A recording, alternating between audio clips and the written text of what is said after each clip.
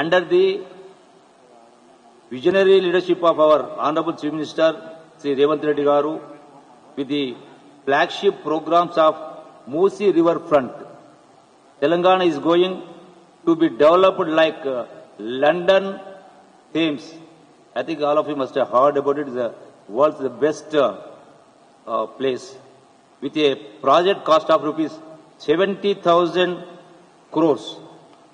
One which is going to be a reality shortly. మూసీని అభివృద్ధి చేయాలని పెద్ద ఎత్తున మూసీ రివర్ డెవలప్మెంట్ చేయాలని ఈరోజు మన ప్రభుత్వం నిర్ణయం తీసుకున్నది.